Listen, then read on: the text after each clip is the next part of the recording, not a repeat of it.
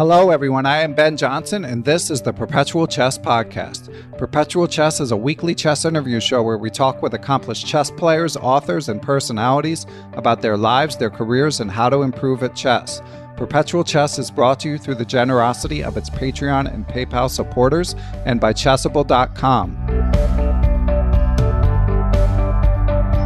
Hey everyone, welcome back to Perpetual Chess. We have an exciting guest this week. I am really honored to be speaking with the former world champion. He was the 1998 Asian chess champion, came in second in the World Juniors in 1999. But of course, these days, he's best known as a trainer. He has been one of the principals of Team Anand during the World Championship days. And now he is a trainer of world number 2, Fabiano Caruana. He is a Chessbase DVD author, including the brand new The Benoni is Back in Business. He's also done courses for Chess24. And now he is joining us from Germany here on April 19th, 2020. GM Rustam Kasimdzhanov, thank you for joining the show. Thank you, Ben. It's my pleasure. So yeah, this is take two. We forgot to record for a few seconds, but you were just saying how things are going in Germany vis-a-vis the coronavirus. Well, it seems that the Germans are very good at keeping the mortality low, at least much lower than our neighbors. Like the situation in France, Italy, Spain is kind of much more concerning, much more serious than here. Although, of course, also Germany has its fair share of troubles. But so far, knock on wood, we are not doing too badly, given the situation, of course. Yeah, well, I'm glad to hear that. And you guys, your family is basically staying at home as we are, well, or at least should be here in the US and other places. Well, yes, we are allowed to go out like for a walk or for a jog. So we usually do go out like once a day just to get some air. But other than that, we are basically at home, like more or less the rest of the world, right? Yeah. And I guess it ends up not being a bad time for you to stay at home because you've, as obviously working with Fabi, you've got the Chess24 Magnus Cup. So as we record, Fabi's first game is an hour from now against Ian Nepomniatchi. So thank you for taking the time. I'm sure it's interesting time for you. Well, I mean, this tournament was a bit unexpected. I wasn't sure how quickly the online tournaments would come.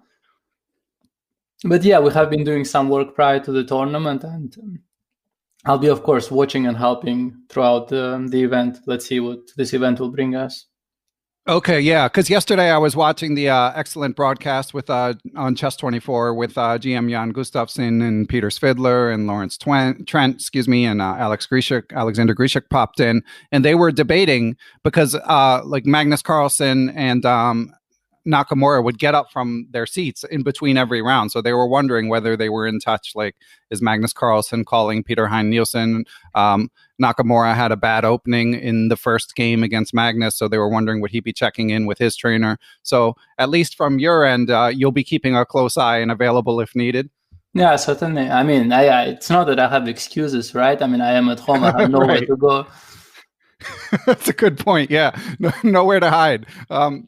Yeah, and for listeners who are not aware of this tournament, I feel like now with everyone at home, everyone has no excuse not to be on top of the big chess events. But it's an 8-player round robin with 4 15-minute games per day. Chess24 put this together, as you said, pretty quickly, and then the top 4 go to a 4-player knockout format. So I personally am excited for this format, excited to see how it goes. What's your perspective on that, Rustam? Well, I am a bit torn, yeah. I mean, of course, on one side, it is nice that we do have tournaments going on. On the other hand, it seems that, like the rest of the world and the rest of the sports world is actually like, for instance, if you take somebody comparable from other sports, like you take somebody like Roger Federer or Djokovic or, comparable figures to, let's say, the stature of Magnus Carlsen in our sports, they are actually busy, buying protective equipment for doctors in their countries and stuff. So I also wonder, like, is it actually the time to be organizing chess events? Maybe the stars of our game should have, focused on more pressing issues. But okay, to each his own, right? Yeah, it's a tricky issue because on the one hand, I get what you're saying. I mean, certainly there are bigger issues in the world than chess, but on the other hand, I know that this event has generated some mainstream media coverage from the Alireza Firouzja and Magnus Carlsen banter blitz match was covered by CNN, and there was a big article from GQ England about this upcoming match. So, of course, in the political sphere, there's the famous saying, "Never let a crisis go to waste." And here in the chess world, the chess is uniquely positioned to entertain people while they're stuck at home. So, yeah, it's kind of a double-edged sword. I guess, yeah. Yeah. So you'll be watching. Fabiano will be playing 15-minute format. Now, Fabiano sort of famously from the 2018 World Championship was considered, obviously he's incredibly strong in all forms of chess, but perhaps not quite as strong in rapid chess as in classical, or at least as compared to Magnus. Is that something that you guys have been working on? Are you at liberty to discuss that? I think it really depends. I mean, there is a difference to rapid and rapid, right? Like when we sit down to play, let's say 18 games of blitz, like they sometimes do in this Grand Chess 2 events, right? Or we sit down to play 3 rapid games, or we play a match of 4 rapid games. All these events are different. Like there is a difference to scoring 2.5 out of 4 in a tournament, or 2.5 out of 4 now when it wins you the match, right? So it is basically a completely different story every single time. And in itself, Fabi is no less capable rapid player than anybody else out there. I mean, the reasons that he does better in like long classical tournaments compared to rapid tournaments, I wouldn't go very deep into this because a lot of this is, I would say classified information, but the reasons are manifold. Yeah, it's not just the ability to play rapid chess. So this event, like online, is a whole different story anyway. Let's just see what happens. Yeah, I don't think he's a worse player than anybody there in rapid or blitz or otherwise. But okay, let's see. Yeah, online has its specifics, knockout has its specifics, and this is a fully new format. So I'll be watching it completely open-minded. I don't have expectations, good or bad ones. So let's just see what happens. Yeah, that makes sense. And this, of course, is coming on the heels a month after the candidates, which I'm sure has been your primary focus. And obviously that's classical format, and definitely no need to emphasize rapid in preparing for that. And the candidates, of course, has been a bit of a hot topic in the chess world. Here on Perpetual Chess, we covered it a lot leading up to it, and then of course it kind of stopped, and we haven't circled back to it. And obviously, to the extent that you're able to talk about your feelings about it or comfortable talking about it, we'd love to hear them. So I'd like to launch into a question from a supporter of the podcast. Peter Newhall, Patreon supporter of the podcast. Patreon supporters find out the guests in advance and can send in questions. So Peter had a question about the candidates, which is, he says, how do you feel about Caruana's chances in the candidates tournament at this point? The situation is unprecedented. So do you think he needs to approach the second half any differently from the first half? Well, I mean, first of all, I would like maybe like as a small disclaimer, I would like to say that whatever I will say is my own position, right? I mean, right. I do not represent Fabi in this interview, and basically whatever opinions I say will be my own. I mean, as far as I personally am concerned, the situation we have at hand is, it's uncharted waters, right? We just don't know. To elaborate a bit, like what happened to the Summer Olympics in Tokyo 2020. For a very long time, the organizers of the Summer Olympics, they were like, yeah, pandemics or not, we will actually organize it in July 2020. Do you remember this bit? It was like about a month ago. Yeah. And then at some point they had to, look the truth in the face, and they had to admit, well, guys, we did try, but it's not going to work. I mean, let's be real. Yeah, we'll organize it a year later, and everybody was relieved. And now a few days ago, I started reading like different scientists saying there is no chance whatsoever that you can actually host an Olympics in 2021. To imagine the world in 1 year from now, where all the countries would be able to travel, is actually just not realistic. I mean, and they might be right or wrong. It doesn't even matter. But I'm just saying what a shifting landscape it is. What seemed possible to some definitely bright people 1 month ago becomes then impossible, then is shifted 1 year later, and then is maybe deemed impossible, maybe even a year later. So as far as the continuation of this tournament is concerned, I don't have an opinion. I'm completely open-minded on this. I personally think it's up there in the air. Maybe it will take place, maybe it won't. Maybe it will take place this year, maybe it will take place next year, but definitely not something which is set in stone. I mean, I just don't think we live in the world where we can make any sort of plans for this. And I'm trying not to think about it too much because like these candidates, I mean, needless to say, it has become, I mean, if we call things by their name, for me personally, it has become an absolute nightmare of an event. Just thinking like how long we prepared for this, when the preparation started, how long I was busy with this, how difficult it was to get there, how difficult it was to get back, and how abruptly the tournament was stopped. And like I cannot be thinking about it for like half a year more, potentially for like a year more, 2 years more. I mean, like nowadays I'm just trying to just get rid of the thoughts. So, and once I'm not sure about this, I'm pretty sure the tournament will take place the way it is now, and we will continue playing with the points which we all have now, which players have now. Then Fabi will have his fair chance. But I think that's a lot of ifs. Yeah. Well, thank you for being so forthright about it. So, did you travel to Yekaterinaburg? Yes.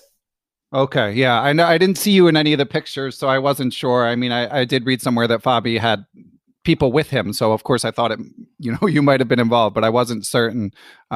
So what was the feeling like being there, Rustam?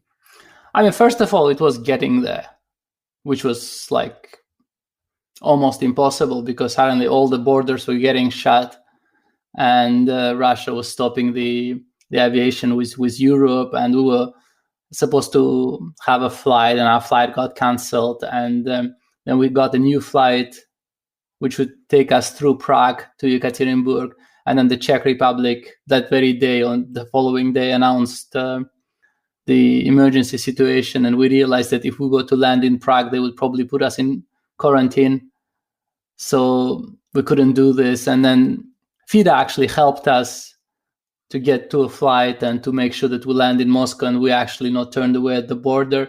So already getting there was difficult. And, getting back is a completely different story. And then, actually playing the tournament under these conditions when, the world was obviously beginning to bleed and all the countries were getting involved, and everybody, has family and has loved ones, and a lot of the times these people would be stuck in some hot spots, and you'd naturally be worried about them. And given all this, to actually play chess and prepare for chess was, I think, extraordinarily difficult for everyone, and it didn't feel like a chess tournament. It felt like at least to me, it felt like some sort of strange concoction, like almost like a psychological experiment, of sorts. It didn't feel right. None of this felt right to me. Yeah, personally, every time I go to the grocery store, I sort of feel that way, and that's way more routine. That's not nearly the historical scale, obviously, and with the world watching, the chess world watching. So I can't imagine. And your comments certainly echo those of GM Grushuk during the tournament.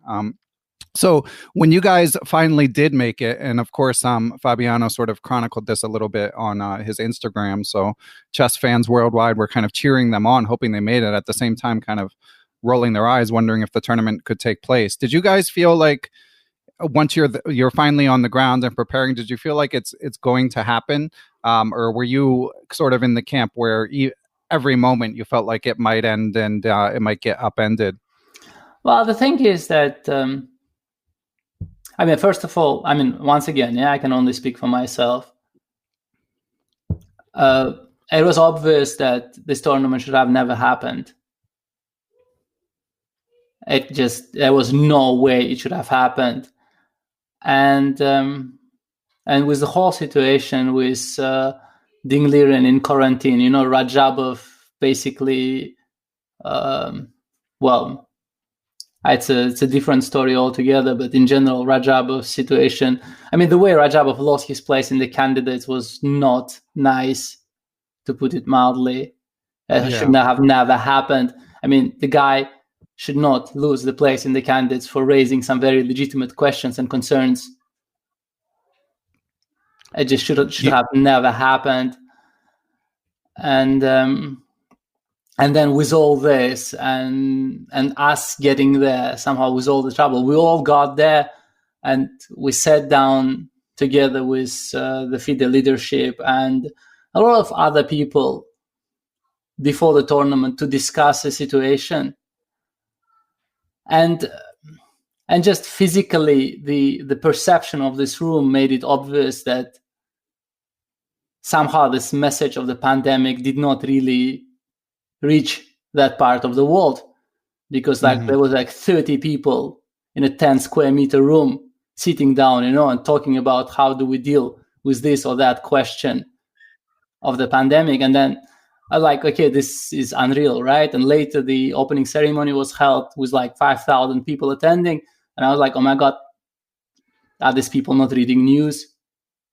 Do they have different access to different internet than me? Because are they not seeing all these things which I am seeing? And but then the tournament started, and I was just thinking, okay, maybe this people will actually pull it off, as in they seemed so intent on holding it and not postponing it. And then we were all there, we were all in this situation. We were being monitored, just a completely separate story in itself, the way we were monitored, but we were monitored every day, twice a day. And we were isolated, we were protected. And then suddenly the tournament was cancelled, just when we thought that, we will, grind our teeth and play it to the bitter end. Yeah. Wow.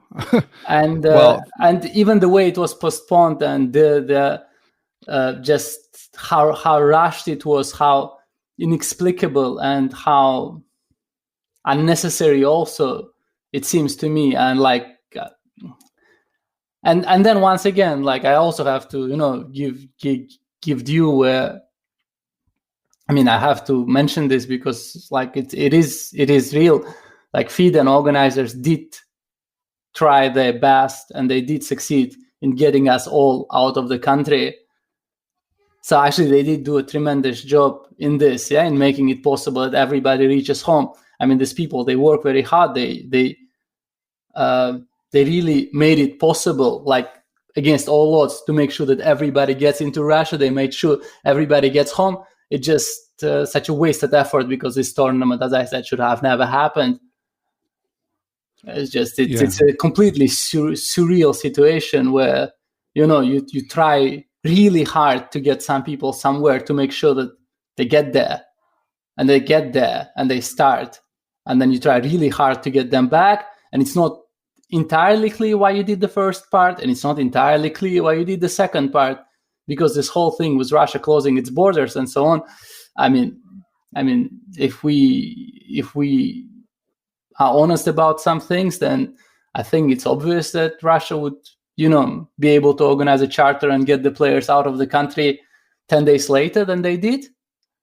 And I'm pretty sure that it would have worked, and at least we would have had this tournament over with, which I think everybody would be happy about. And I personally would be very grateful for this, given, everything that has happened to make this possible. But now we have this kind of a limbo, which will continue for God knows how long. Yeah, and the endless debates about how to resume the tournament. So you sort of you made allusion to a question of whether the tournament could have been continued, and that of course, a lot of people generally are wondering what FIDE's motivation was for being so gung-ho on staging the tournament to begin with, once the virus escalated, and also continuing it, but then also canceling it. So do you have any theories on what their motivations were for their decisions in the past month to 6 weeks, especially? I mean, I have my theories, but I wouldn't like to air them too openly. I mean, I can say that officially, when they closed the tournament, the reason given was that at midnight, Russia is closing its borders. So we have to get you out of the country. But I also know that the charter flight to Amsterdam with the players and some seconds, and I wasn't there on this charter for different reasons. I had to take like 5 other means of transportations to get out of Russia. But anyway, this charter actually left 5 in the morning after midnight, 5 hours after the deadline. And if it is possible for a charter to leave 5 hours after Russia closes its borders, I don't see why the charter wouldn't be able to leave 10 days after Russia closed its borders. I just don't see the difference between 5 hours and 10 days in this context. But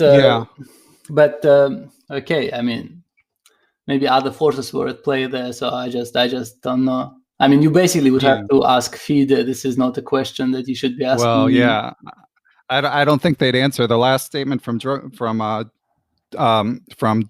was he didn't really have any regrets of how they've handled the event. So this was what actually bothered me. Not in Djorkovic's case, because Djorkovic was clearly just doing his job, but like Magnus Carlsen saying at some point, he was quoted saying, I mean, I would almost not believe that he actually said this, when he said, like, at least we tried. Yeah, I was surprised as well. First of all, with due respect to Magnus, he wasn't there. He wasn't there. He didn't have to go through all this. And he is the one that does not get damaged by the whole situation. I mean, the man is a world champion, and he will remain the world champion until, one day the tournament is resumed and he gets a challenger, and this challenger gets to play him. So kind of like it's in a way, it's kind of none of his business. He wasn't there. He wasn't the one organizing it. He wasn't the one playing it. He wasn't involved. For people involved, I'm sure the organizers, FIDE leadership, the players, the seconds, like none of them would have any positive emotions coming out of this. Like as an organizer or as a sponsor, can you imagine the distress of it? You paid for the event, and then you have half an event on your hands, minus half an event. I mean, how would you classify it? Yeah. And or FIDE that has like a bunch of decisions to be taken now, or Radjabov. I mean, let's not forget about Radjabov. I mean, the man lost his place in the candidates for asking some legit questions. I mean, like, how do you untangle this? I mean, you just create an impossible situation, and then, and then Magnus says, well, at least we tried. No, he didn't try. He wasn't there. He didn't do a damn thing. I mean, what is this, no? Yeah, it's it's quite a mess. So I really appreciate you speaking so openly about this, Rustam. My last question related to it is the Radjabov issue. Do you have a personal opinion about what could be done, as you say, to attempt to untangle this mess and to sort of compensate Rajabov in some way for the missed opportunity, or whether it be getting him back in the tournament, or the various options that are being sort of debated about? I mean, I can say I'm happy it's not my problem. I just don't see any good solutions there. I just really don't. And I feel that that Rajabov was mistreated. I mean, clearly he did some things wrong too, because he could be way more open about his concerns. He could do this in such a way that other players could have joined him and probably would have joined him. He dealt like directly with the organizers and FIDE without letting other people know. And but it is also kind of obvious that the man was right. Yeah, that's interesting. That so, as far as you know, Fabiano never heard from Rajabov in advance of the event about potentially protesting its not being postponed. I don't think any players did. I mean, as far as I know, like practically every player, well, a lot. I wouldn't say practically every player. A lot of players before the tournament were of the opinion that this tournament should never start. But it seems like, nobody wanted to start too public a fight about this because, well, you saw what happened to Rajabov. You start the public fight, you suddenly might find yourself, without a spot in the tournament. Yeah. And it doesn't, reading the tea leaves, it doesn't seem like FIDE is overly sympathetic in their comments after, which is its own issue. So, but I mean, my personal opinion is I hope they find some way to compensate him. And well, I heard that they might give him a spot in the candidates after that. But I mean, as far as I can see, this is a very vague compensation. I mean, we don't know when the candidates will take place. What do we know about the candidates? 2 years after that, or a cycle after that. Yeah, although I will say, I think that's distinctly better than nothing. Well, that is, which seems to be on the table too. That is better than nothing, but yeah, I mean, it is. I was thinking about this. This kind of situations always remind me. And there is a story by Tolstoy. I don't know how the title is translated into English, but basically the premise of the story is the following: so that there are a few people at the table late in the evening in Russia in winter. And two of them, they were visiting their guests. And one of them starts saying, yeah, we probably should go home now. And it's snowing outside and it's windy and the weather is really nasty and it's dark. And everybody at the table realizes that it's really not a clever thing to do right now to get up and try to get home in this kind of weather. But like the guest who already said, we should be going, he doesn't want to take his word back. The host doesn't want to overpress the issue and wants to, respect his opinion. And the other guy who is present, he's just way too young to meddle into this debate of adult people. So at the end of the day, you have a situation where everybody knows that something shouldn't happen, but, everybody has basically played himself into a corner somehow. And these people, they get up and go, they get into the wind and snow and they die somewhere in the night. So to me, this whole situation reminded me of this, like everybody realized that this should have never started. But at some point, Ding Liren was already in Moscow for 2 weeks, quarantined, and getting him into the country was a mess already. These people were committed. Everybody was committed. We somehow got there. Nobody liked the idea, but then, okay, we got going. So it's kind of, it's a nightmare situation with no good outcome in general, except for the one guy who will finally maybe qualify from this whole thing. Yeah, it's unfortunate. Well, let's move on to brighter topics, Rustam. I really appreciate your being so open about this, but I know we've got the tournament starting soon, and I want to get to some other topics. So first, we're going to take a quick break and hear from our friends at Chessable, and then we will discuss brighter topics. If you're a fan of world number 2, Grandmaster Fabiano Caruana, you might want to check out the Chessable course on the Petrov defense called Fight Like Caruana. The course is designed by award-winning Chessable author Krzysztof Sielecki, aka Chess Explained. The Petrov defense is a sound and solid defense against 1e4 that has been revitalized by the games of Fabiano Caruana. In this Move Trainer course exclusive to Chessable, IM Sielecki has painstakingly pieced together Caruana's lines into a full repertoire covering everything Black needs to know after e4, e5. To check it out and their many other offerings, head on over to chessable.com. So, Rustam, we've got another question from a supporter of the podcast relating to your work as a second. And of course, we'd also, if time permits, get to your time, a little bit about your playing days and your Benoni course. But he says, you've helped in multiple world championship matches. What are the best parts of being a second and what are the drawbacks? And this is from Cody Noble. Well, I mean, my first world championship match was 2008. And I think the best part about it is that the job is actually very interesting.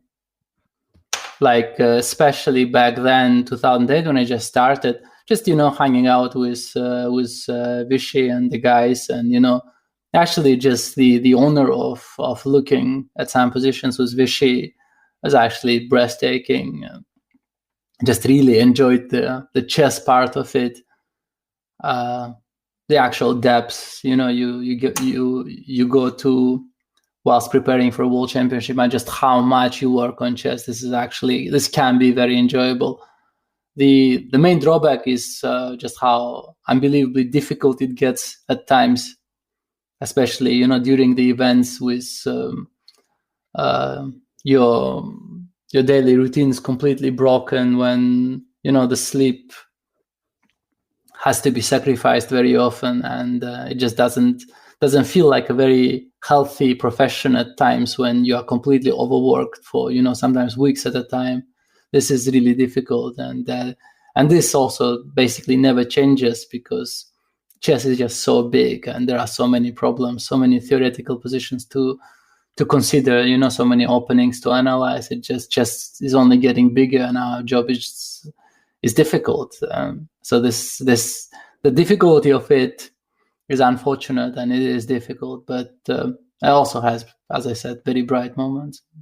Mm-hmm. So high highs and low lows. It sounds like, yeah. I mean, Michael Oblin in the excellent the Anon files. I mean, it was striking to me to read just how taxing it was on the world championship teams, and I did wonder, and in fact discussed somewhere along the line in another interview, was wondering whether that had relaxed a little bit in subsequent years. So you would say in your work on Fabiano Caruana's team, it was just as demanding and just as exhausting as Michael Oblin chronicled in the Anon files? I mean, there are some things that got a bit easier. I mean, the computers got stronger, so they can help you more. But your opponent's computers also got stronger, so this doesn't tip the balance too much. So yeah, it remains very difficult, very physically demanding, and at times completely excruciating when you just think that I mean, nobody should be doing this on 3 hours of sleep. But right. Well, at least the computer can make sure you're not hanging any pieces in your prep. You'd be surprised. I mean, you don't hang pieces anymore, but these computers can still blunder things and can still make terrible mistakes. I mean, you'd be surprised just how much can still go wrong. Yeah. That's interesting. Could you elaborate on that? Well, basically, I've had my own case. For instance, I once relied on some correspondence games because I assumed that correspondence games do not contain errors, and in this particular one, the correspondence games from 2017 contained a glaring mistake, which for my own preparation and game later had very serious consequences. And the strongest engine at the moment is Lila, and Lila is also tactically blind very often. Right. It doesn't see tactics at all. So you still have possibilities to go wrong. I mean, you still have to be very accurate in analyzing also today. So yeah, I mean, you'd be surprised just how much can go wrong and has gone wrong. So you got the notification, as it were, over the board? You found out what was wrong with it over the board? No, I found out later because it's just a long story. I was playing in Isle of Man, one of the games that went horribly wrong for me. And just in my preparation, the first thing that I did wrong in my preparation was trusting some correspondence games, and basically just snowballed from there with pretty disastrous consequences at the end.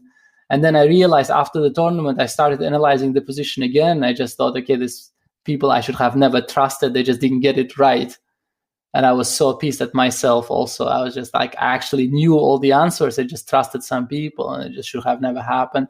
That's funny. And these aren't like individual interactions. These are just you trusted the analysis of something you came across, or was this someone you'd been in contact with? No, I just trusted that a move that has been played a few times in the correspondence games will be then the best move, because I thought, these people analyze, so thoroughly in correspondence. They have so much time, engine's so strong. And then, but then there was also, I mean, I wouldn't give you details, of course, but there were also cases when like strong computers with strong grandmasters in our own prep, in our own camps, have missed very serious things, like the things that would have had disastrous consequences. It still happens. You'd be surprised. For some reason, this work that we do is still important. I mean, it might seem that we're just sitting there, just writing down computer analysis, but there is still some importance to what we do. The guiding hand of a human grandmaster is still important. Otherwise, computers sometimes end up in horrible places. Huh. That's fascinating. So I guess you've established some sort of safeguards, or at least attempted to, in to address this issue. I mean, usually when I analyze and I have the time, I mean, time is of course a luxury and something you don't always have. But when I do have the time, I work very meticulously, like move by move. I try to analyze very thoroughly and very exhaustively. But of course, when you analyze and you have like 20 minutes till the game starts, these are the situations where all sorts of mistakes can creep in. It's interesting stuff. I want to get to another question, Rustam.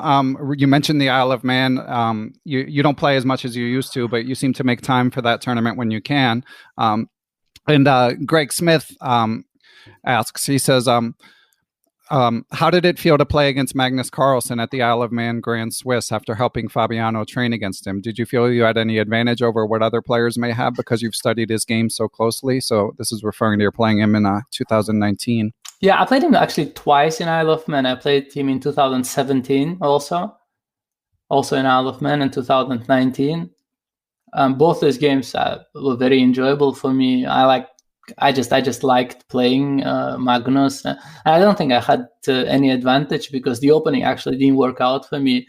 I had a pretty disastrous endgame on my hands, which I had to defend. But I mean, I really enjoyed playing him. He's a very strong player, and also, I mean, I have played a lot of champions of the past too, and as far as world champions go, he's also one of the fairer players, I thought, over the board. Like, it is a pleasure to play him. Yeah, so I know you have a story from playing Korchnoi. I was playing through a few of your games, and you had a funny story in a Chessbase game that you annotated from when you played him. Do you have any? I mean, first of all, do you mind sharing that story? And second of all, if you have any other stories from other champions you played or elite players, not necessarily champions. Well, I mean, with Korchnoi, it was a bit funny, but just I mean, I have had a good score against Korchnoi, and he was a sore loser, so he always said something after the game. So I mean, there is not much really of a story to that. But once, I think, at least once, he said that I would never learn how to play chess, which is kind of right, which is a bit ridiculous after you actually beat him. But okay, I mean, the old man had. Not too easy a life, yeah. Maybe I should have been more understanding to this, but okay, I was also younger at the time. And then, yeah, I mean, I wouldn't really give you stories of how great champions of the past were unfair over the board, right? I mean, it doesn't seem like the place to do this. But I mean, as I said, I have the feeling that Magnus is the newer generation that is actually, I think, in general, fairer than the ones that we had like 20, 30 years ago, when the champions would do everything in their power, moral or immoral, to, to assure their advantage. I think the times have shifted. I, in general, think the whole new generation of champions is are pretty good chaps in general. Like I really enjoy what the chess world, the top of the chess world, has become these days. Like, some of my best friends are the best players in the world, and wasn't always like this. I mean, like, the situation in the top of chess, like 20 years ago, 25 years ago, when I just started, felt, very tense, very unfriendly, very hostile. In times of, the great rivalry of Karpov-Kasparov, and later when, like, Kasparov's domineering behavior kind of created this hostility at tournaments. Now it's just much more friendly in general, much more enjoyable. Yeah, that one thing that strikes me is it seems like, of course, everyone in the chess world is talking about Alireza Firouzja in light of his winning the Banter Blitz match against Magnus Carlsen on Chess24, and his ascendance generally. And I thought it was nice that he's included in this tournament that Fabiano is starting in 20 minutes, because he's not, it wouldn't be an automatic selection. Just often with these invitational tournaments, it's just the top players that sign on are in. So I did think that, since a lot of people are touting him as a future world championship contender, and obviously being 16 and moving to France and striking out on his own, as it were, invitations like this are huge, not just for his development, but for I would guess supporting himself. So that was one example that also made me think of that the environment seems welcoming these days. Well, much more than it used to be, for sure. And what do you think of these young players generally? I mean, there's obviously Alireza Firouzja, but also from your native Uzbekistan. I'm sure I'm going to mispronounce his name, but Abdussatorov nipping at his heels right behind him. Yeah, I mean, I think Abdussatorov will be a very strong player. I mean, I don't think there is any doubt about this. And I don't know much about Alireza. I mean, I've seen him play now in Yekaterinaburg. I've seen his games. I know he's very good at fast time controls, but I also think the hype around him is developing a bit too early. I mean, because I think of the fast time controls. Well, I mean, he's a really good blitz player, but this in itself does not mean that, his classical results will be what you expect from a future world champion. I think it's just a bit too early. And I also think that, like, these players from India, Nihal Sarin and Gukesh and others, Pragnananda, they will be very strong. I mean, we just have like an extremely, unbelievably strong generation of players coming up. Yeah, it's incredible to see. Do you get to work with younger players at all, or is Fabiano taking up basically all of your time besides your own family and your own playing? Well, most of my time is taken by Fabiano, but every now and then I work with players in Uzbekistan. So I've had the opportunity to work with Abdussatorov a few times, and sometimes, I'm asked by this or that federation to help out with their players. So no, I do try to find the time to work with some young players. It is actually fascinating to see just how strong they are. Yeah, I mean, you would have unique perspective, as you said, having had a chance to analyze with Vishy and, of course, Fabiano, and I'm sure postmortems and other training with so many others. So what do you notice in working with Abdussatorov? Well, I noticed, for instance, with Abdussatorov and also other players in Uzbekistan. I mean, Abdussatorov is just one of this very young, very talented players in our country, in Uzbekistan. Well, basically, one thing which they don't do is blunder. Like, even when they analyze, when they play, they do not blunder pieces, like, ever, even under stress, even when they get tired. It seems like they like tactical perception of the position is extremely clear. And I remember, like, from my own times when I was 14 and I would be analyzing, I would be in analysis, I would be dropping pieces left and right. And it seems like this generation is just better at this. It's some visual faculty of seeing the board clearly without, the blind spots. So they just seem to make like way fewer mistakes than we did 20 years ago or 25 years ago. So any theories on why that is? I don't know. Maybe there is a certain, like a number of games that helps you to have played when you're a kid. Maybe just the fact that, some of these kids have played 200 blitz games a day for years online. Maybe this actually helps them not to develop their, chess skills, but to at least get rid of blunders. Like, they are constantly aware of this. They're constantly seeing the board clearly. Like, I don't know if you have ever noticed, but for instance, Nakamura, he doesn't really blunder anything. It's like he can make mistakes. Sometimes his mistakes are bad mistake or bad strategic mistakes, but he never blunders a piece, or like extremely, extremely rarely, no matter what he plays, 5-minute chess, 3-minute chess, 1-minute chess, he just does not drop pieces.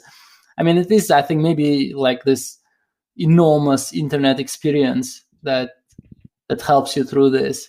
Just that, that it becomes such a second nature to you to play chess that just blundering pieces is just not something that you do. That's interesting.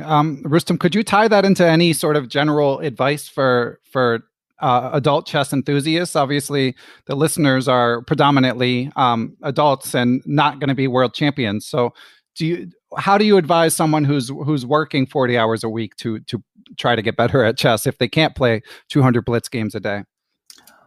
Well, I mean, whatever you do, it's better than nothing, right? So whatever time one has, we have to use it. I mean, I have the same problem, interestingly enough, because with all my activities, I have very little time to develop my own game.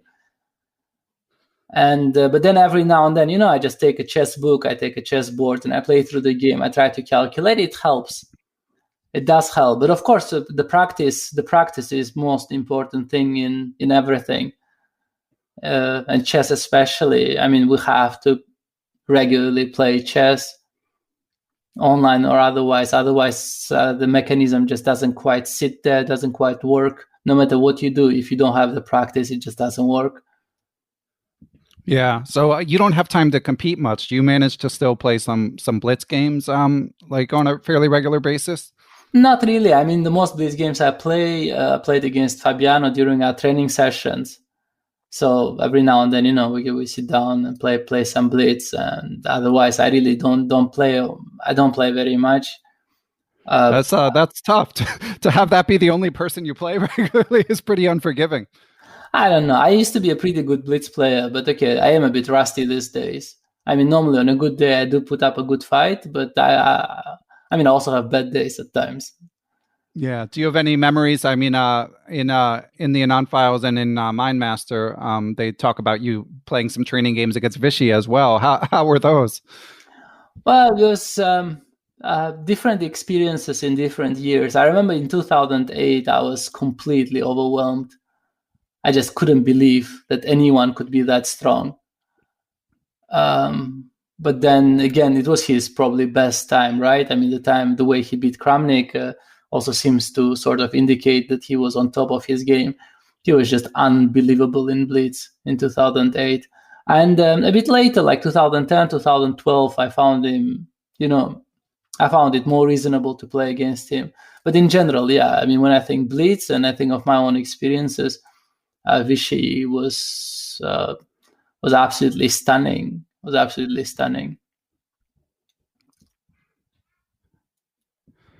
Yeah, I can only imagine what that must have been like.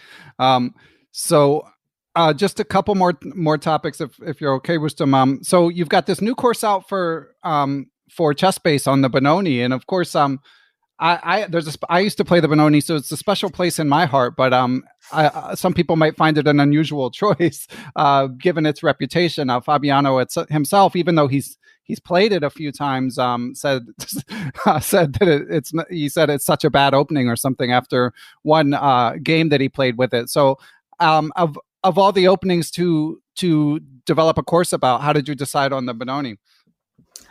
Well, first of all, we figured that, when I say we, like with Chessbase, we figured that Benoni would be interesting to a larger audience because it is such an interesting opening. And as for it being, such a bad opening, well, the thing is when Fabiano says it's such a bad opening, what he means is probably not the opening he would play in a World Championship match against a prepared opponent, which is maybe a reasonable disclaimer, but for all other purposes, as far as I could see, and I did do a lot of work preparing for this DVD, it seemed like a legitimate choice. In fact, a lot of positions which were considered dubious for Black. Well, the current engines, the modern technology actually seems to help Black to generate counterplay in places we didn't know counterplay existed. So I actually think Benoni got better than it used to be. It got better than 10 years ago, and seems interesting. I mean, I actually enjoyed working on this. I enjoyed filming this. It is a fun opening. I don't think you'll be disappointed. Yeah, I did purchase the DVD, and I watched the first 3 videos, and I have to say I enjoyed it. And listeners should know, I mean, those who know the Benoni know that these F4 E4 lines, going for the quick E5, they used to call it the flick knife attack. I don't know what it's really called, but that's not included. You're going for the knight F3 move order, where the F4 stuff is off the table, which I think makes it a little more tenable. Well, this is a thing, yeah. I mean, the Benoni with the knight on C3 and the knight on G1, so the other one is just so much bigger and gives so much freedom to white that one I wasn't sure I can make tenable. So the idea was to combine Benoni with the Nimzo-Indian. So after knight C3, we play bishop B4, and we play the Nimzo-Indian. And after knight F3, move 3, we play C5 and play the Benoni. So this is basically the concept, the repertoire.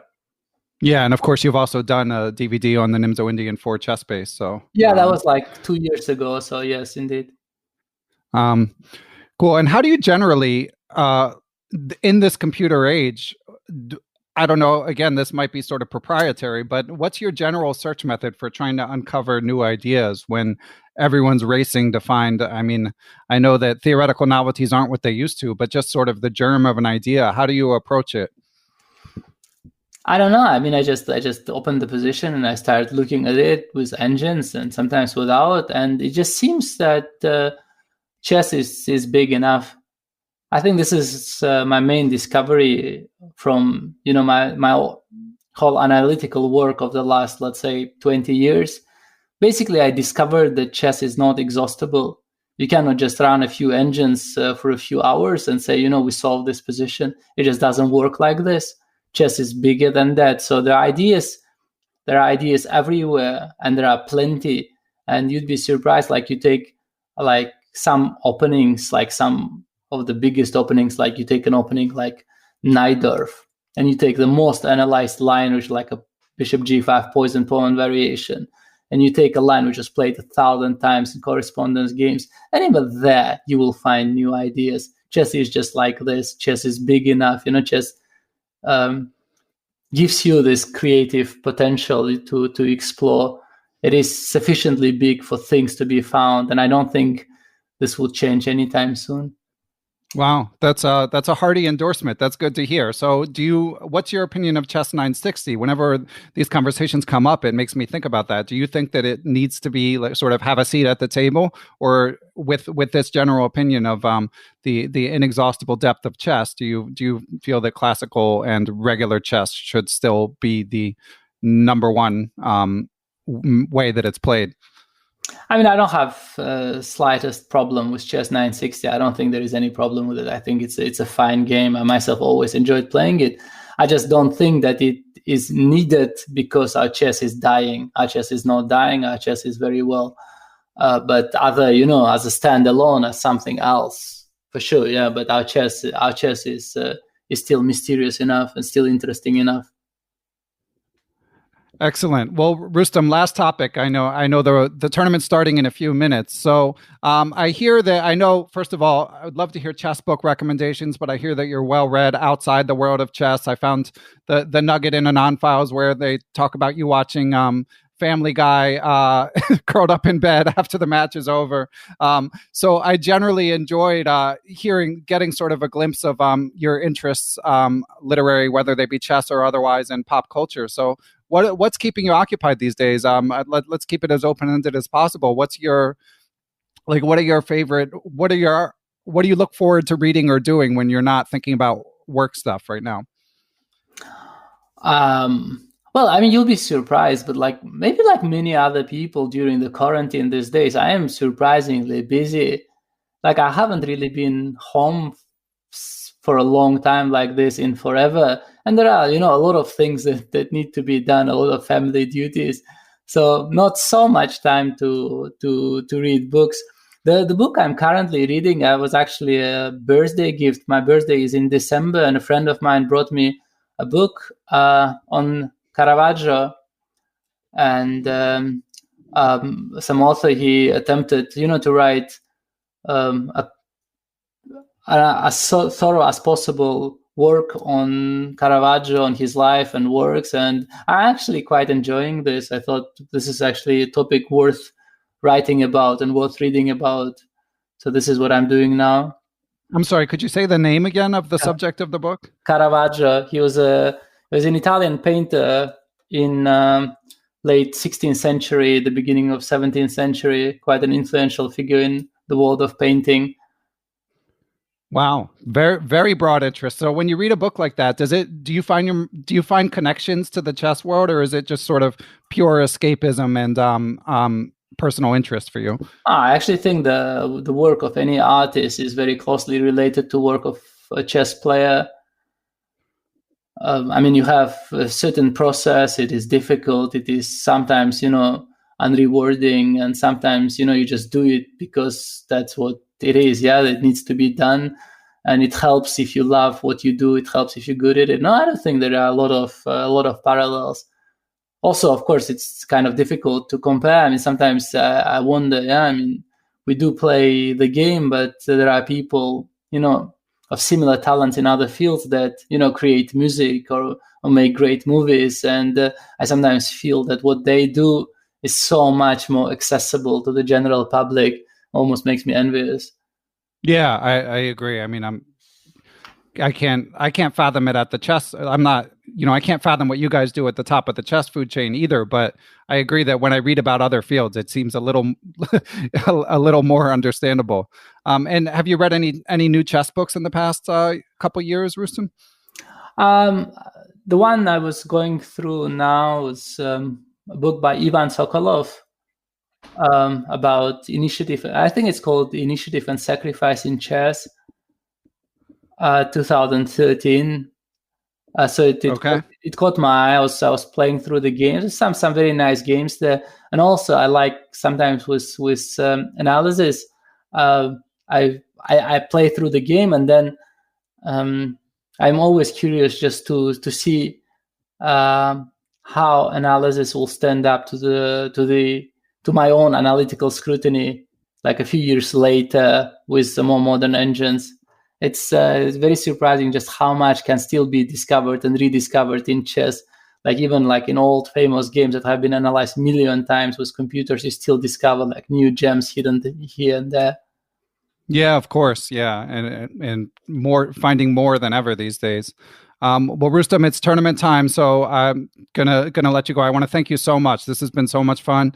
The amazing insight about the candidates and about your career, and obviously I could ask you a million more questions, but you've got a world champion contender to help out. So thank you so much for taking the time. Thank you, Ben. It's been a pleasure. Special thanks to my producer, Matthew Passy, and thanks to you all for continuing to listen to and spread the word about Perpetual Chess. You can spread the word on Twitter. Follow me. I'm at BennyFishel1. You can join the Perpetual Chess Facebook group and continue the dialogue about each interview after it is released. I also want to thank the people who've written a few new reviews on Apple Podcasts. That's good to see. Reviews on other podcast platforms and YouTube are also appreciated.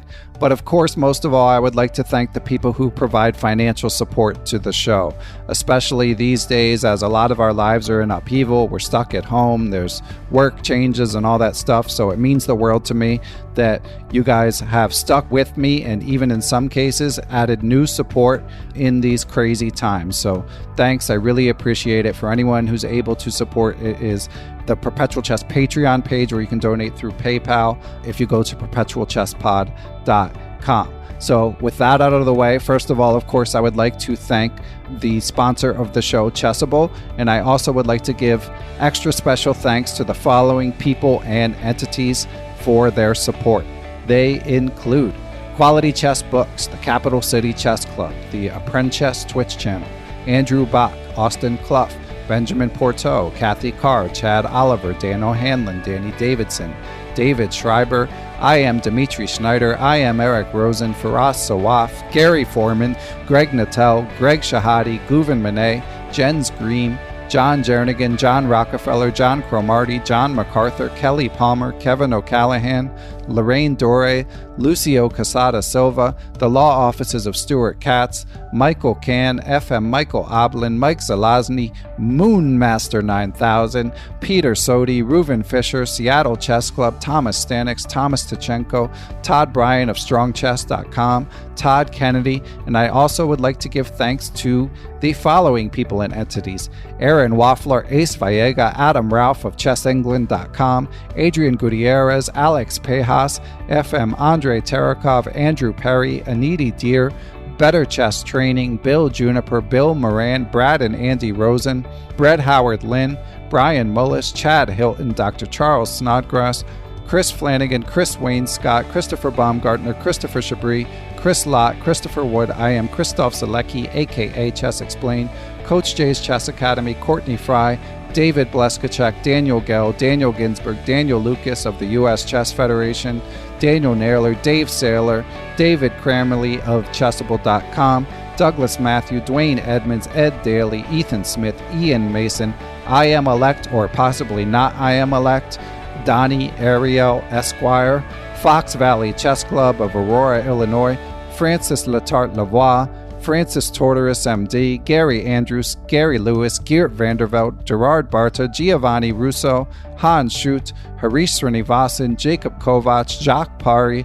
James Aspinwall, James Bonastia, James Murr, Jason Onfong, Jason Woolham, Jaydeep Chakrabarty, Jeff Anderson, Jeffrey Martello, Jerry Wells, Jim Ratliff, JJ Stranad, Dr. John Fallon, John Fernandez, John Fontaine, John Hartman of the U.S. Chess Federation, John Jeffrey, John McMurtry, Jordan Goodwin, Jose Rodriguez, Justin Gardner, Jen Shahadi, Joel Rocky, John Thompson, Grandmaster Josh Friedel, I am Kare Christensen, WGM Katerina Nemtsova, Kelly Palmer, I am Kostya Kovyutsky, Krishna Gopala Krishnan, Kyle McAvoy, Larry Wrightforth, Laura Belyavsky, Martin Knudsen, Matthew Passy, Matthew Tedesco of SeattleChessMeetup.org, the Mechanics Institute Chess Club of San Francisco, Michael Allard, Miguel Araspati, Mike Clem, Mr. Mike Shahadi, Mitchell Fabian, Nate Solin, Neil Bruce, Olaf Mueller-Michaels, GM Pascal Charbonneau, Passy Passanen, Paul Bain, Paul Clarkson, Paul Sweeney,